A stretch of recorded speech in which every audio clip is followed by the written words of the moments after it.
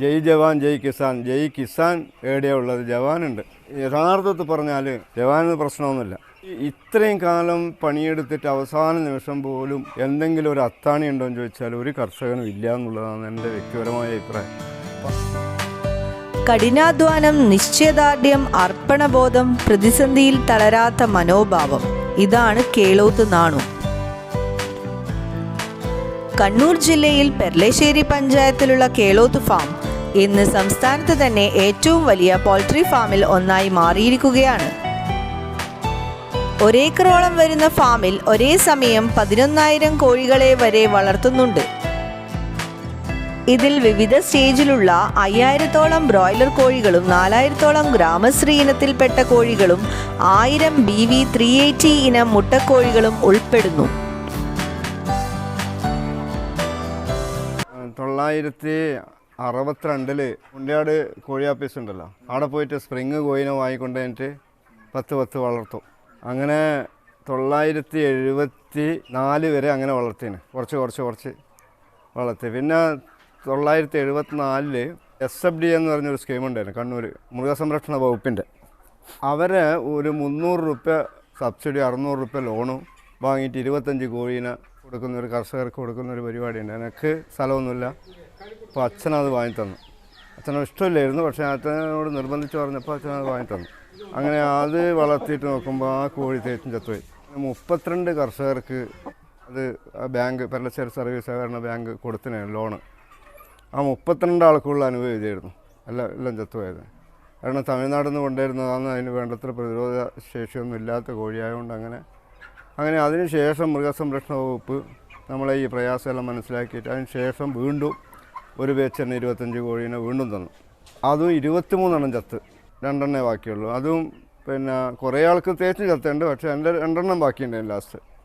പിന്നെ അവിടെ നിന്ന് വേറെ രക്ഷയൊന്നുമില്ല. പിന്നെ അവിടെ 900 രൂപ ലോണെന്ന് പറഞ്ഞാൽ 74 900 രൂപ എന്ന് പറഞ്ഞാൽ ഇന്നത്തെ 10-20,000 രൂപേൻ്റെ മൂല്യമാണ് അന്ന്. അതിനുശേഷം തന്നെ പിന്നെ മൗഞ്ചേരി സർവീസ് സഹകരണ ബാങ്കിൽ നിന്ന് ഒരു 1,500 രൂപ ലോണ് മേടിച്ചു.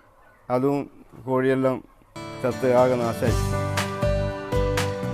നാണുവേട്ടനെ കോഴിക്കൃഷി ഒരു തൊഴിൽ മാത്രമായിരുന്നില്ല, അതൊരു ജീവിതചര്യ ആയിരുന്നു. 60 വർഷങ്ങൾക്ക് മുമ്പ് 10 കോഴികളുമായി ആരംഭിച്ച കോഴി വളർത്തൽ ഇന്ന് ഈ നിലയിൽ എത്തി നിൽക്കുമ്പോൾ തൻ്റെ വിജയപാതകളിൽ ശ്രീ നാണുവേട്ടൻ അതിജീവിച്ച കൈപ്പേറിയതും കഠിനവുമായ അനുഭവ കഥകൾ ഏതൊരു പുതു സംരംഭകർക്കും ഒരു പാഠപുസ്തകമാണെന്നതിൽ സംശയമില്ല.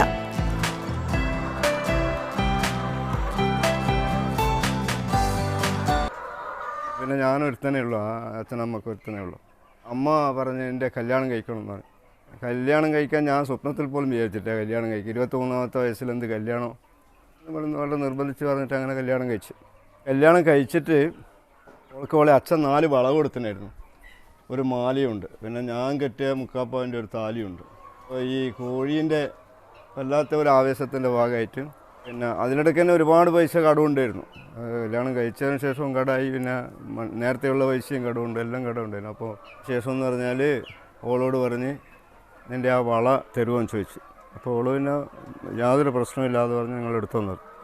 അങ്ങനെ ഞാൻ ആ വള കൊണ്ടുപോയി വിറ്റ്, അതും കോഴി തന്നെ ആക്കി. അതിലും വലിയ ക്ലച്ചൊന്നും പിടിച്ചില്ല. അതിന് ശേഷം എന്ന് പറഞ്ഞാൽ അവളെ ഒരു മാലയുണ്ടായിരുന്നു, അതും വിറ്റ്. പിന്നെ അതിന് ശേഷം എന്ന് പറഞ്ഞാൽ ഞാൻ കെട്ടിയ താലി ഉണ്ടായിരുന്നു 3/4 പവൻ്റെ. ആ ഒരു താലീൻ്റെ ഇത് എടുത്തിട്ട് ലോക്കറ്റ് എടുത്തിട്ട് പുറത്ത് വെച്ചിട്ട് അതും വിറ്റ്. അപ്പോൾ അതും വിറ്റതിന് ശേഷം പിന്നെ അതിന് ശേഷം എന്ന് പറഞ്ഞാൽ എല്ലാവരും ഭാര്യ വീട്ടിലെ കൂട്ടരും ബന്ധുക്കളും എല്ലാം പറഞ്ഞു കഴിഞ്ഞാൽ ഇനി ഓൻ ആത്മഹത്യ ചെയ്യും, വേറെ രക്ഷയില്ല. കാരണം എന്ന് പറഞ്ഞാൽ അച്ഛനും അധ്വാനിക്കാൻ കഴിയില്ല, അമ്മക്കും കഴിയില്ല. പിന്നെ ഭർത്താവില്ലാതെ ഒരു പെങ്ങളാണ് ഉള്ളത്. ഓൾ എന്തെങ്കിലും നയിച്ചുകൊണ്ടിട്ട് നമ്മൾ ജീവിക്കും. ഒരു ചെറിയ 24 സെൻറ്റ് സ്ഥലമേ ആകുകയുള്ളൂ അന്ന്. ശേഷം പിന്നെ ആർക്കും എന്നെ വേണ്ടെന്നായി.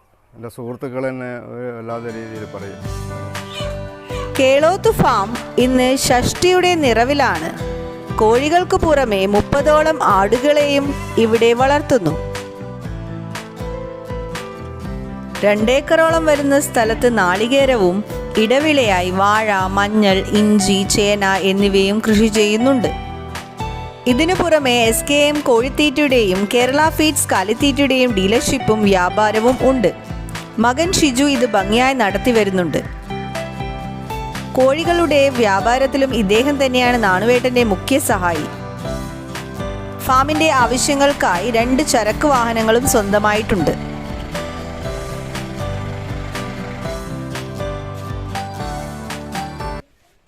ഓള് താലി കൊണ്ടുപോയിട്ട് വിറ്റപ്പോൾ പിന്നെ മുക്കിൻ്റെ ഒരു താലി വാങ്ങിയിട്ട് ചെയിന് വാങ്ങിയിട്ട് കഴുത്തിലിട്ട് അവളങ്ങ് പോയി, അവളെ വീട്ടിൽ പോയി.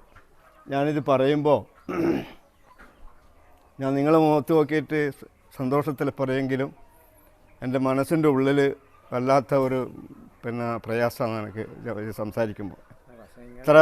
അത്രമാത്രം ഇതിൻ്റെ ഈ മേഖലയിൽ കഷ്ടപ്പെട്ടു. അപ്പോൾ അതിനുശേഷം ഓള് വരുമ്പോൾ ഓളെ അമ്മേൻ്റെ കഴുത്തിൽ ഓൾക്ക് കൊടുത്ത് അവരെ കഴുത്തിൽ കൊടുത്തപ്പോൾ ഇവിടെ വന്നപ്പോൾ കടക്കാരിലിങ്ങനെ ബുദ്ധിമുട്ടിക്കുമ്പോൾ എന്ന് പറഞ്ഞാൽ ആ കഴുത്തിൽ ഞാൻ കൊണ്ടുപോയി പണയം വെച്ച്.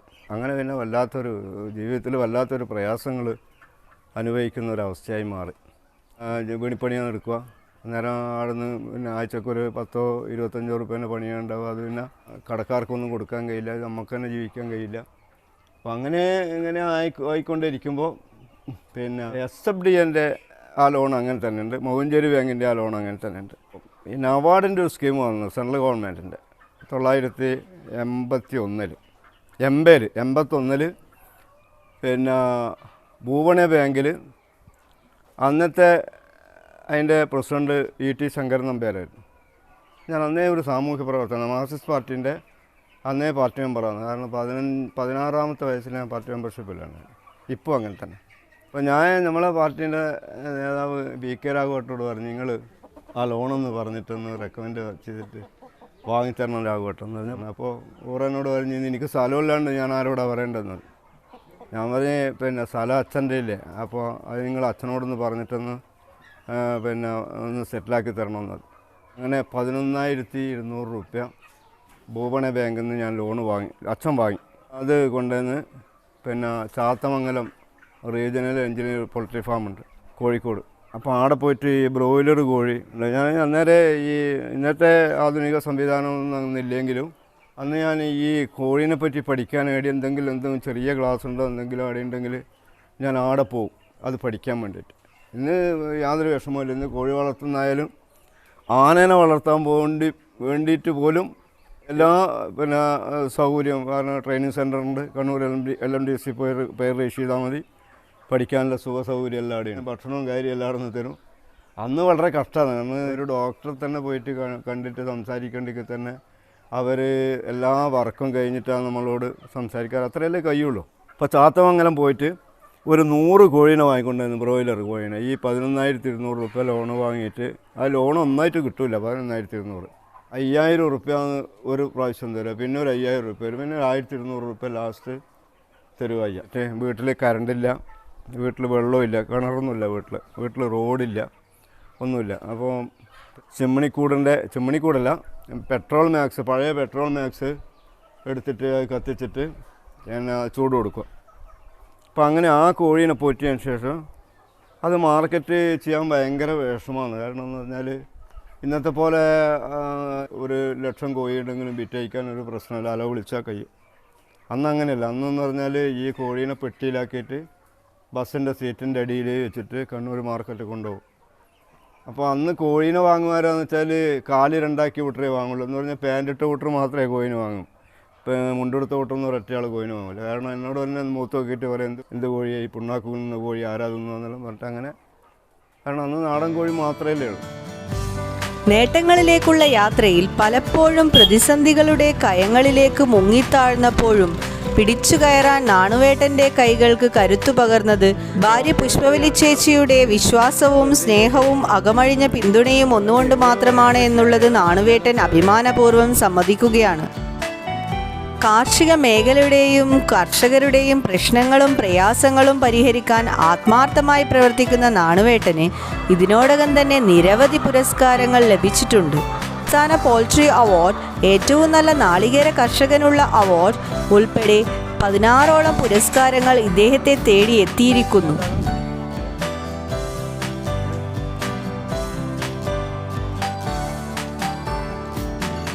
അങ്ങനെ ആ ഒരു ബാച്ച് 100 കോഴി ഞാൻ വിറ്റയച്ചതിന് ശേഷം ചെറിയൊരു പൈസ ലാഭം കിട്ടി. പിന്നെ രണ്ടാമത്തെ പ്രാവശ്യം അതുപോലെ തന്നെ 100 കോഴി അവിടെ തന്നെ പോയിട്ട് വാങ്ങിക്കൊണ്ടായിരുന്നു. അതിലും കുറച്ച് പൈസ ലാഭം കിട്ടി.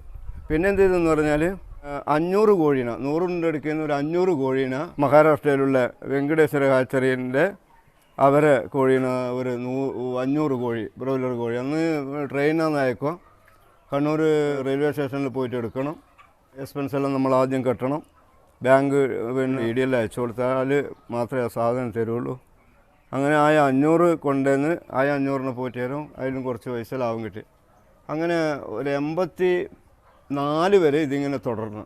84 തുടർന്നതിന് ശേഷം ഒരു 10-50,000 റുപ്യോളം മെച്ചം വന്നു. കാരണം ലോണെല്ലാം ഉണ്ടെങ്കിലും കൂടി 10-50,000 റുപ്യ കയ്യിൽ വന്നപ്പോൾ റോഡുള്ള ഒരു സ്ഥലം വേണമെന്നുള്ള ഒരാഗ്രഹം വന്നു. കാരണം അങ്ങനെയാണ് മേലെ ഞാൻ നിൽക്കുന്ന സ്ഥലം 33 സെൻറ്റ് സ്ഥലം അന്ന് വിലക്ക് വാങ്ങി. അന്ന് അവിടെ ഒരു 1000 കോഴീൻ്റെ ഷെഡ് അവിടെ ഉണ്ടാക്കിയ എടുത്ത പാടന്നെ.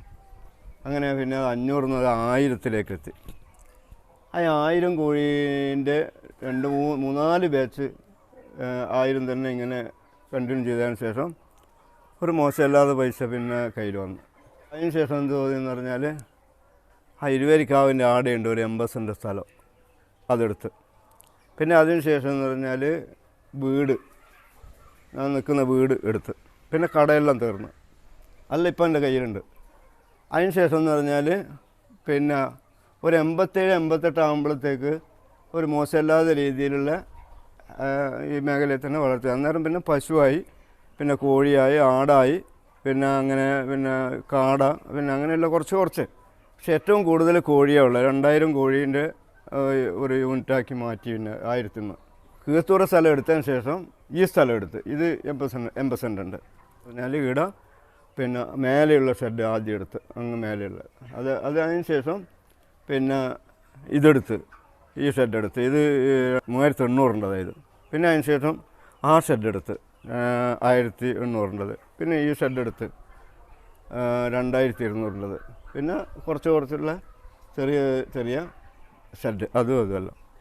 പിന്നെ എല്ലാ കോഴി അന്നേരം ഉണ്ട്, മുട്ടക്കോഴി എല്ലാ കോഴിയുണ്ട്. അപ്പോൾ പിന്നെ അതിന് ശേഷം പിന്നെ 2 പിന്നെ കുട്ടികളാണുള്ളത്. അങ്ങനെ വീടെല്ലാക്കി കുട്ടികളെ ഒരു മകൻ എൻ്റെ ഈ പണി തന്നെയാണ്. കാറ്റൽ ഫീഡ്, പോൾട്രി ഫീഡിൻ്റെ ലീഡർഷിപ്പുണ്ട്, അത് കൊണ്ടുപോയി വിൽക്കും. പിന്നെ കോഴിയായിട്ടുള്ള ബന്ധം തന്നെ ഓനാണ്. പിന്നെ ഒരു മകളുള്ളത്, ഓള് ടീച്ചറാണ്, ഇരുവേരി LP സ്കൂളിൽ പഠിപ്പിക്കുന്നത്. അവളെ ഭർത്താവ് കണ്ണൂർ AR ഓഫീസിലെ സൂപ്രണ്ടാണ്. പിന്നെ മകൻ്റെ ഭാര്യ അഞ്ചരക്കണ്ടി മെഡിക്കൽ കോളേജിലെ ക്ലർക്കാണ്.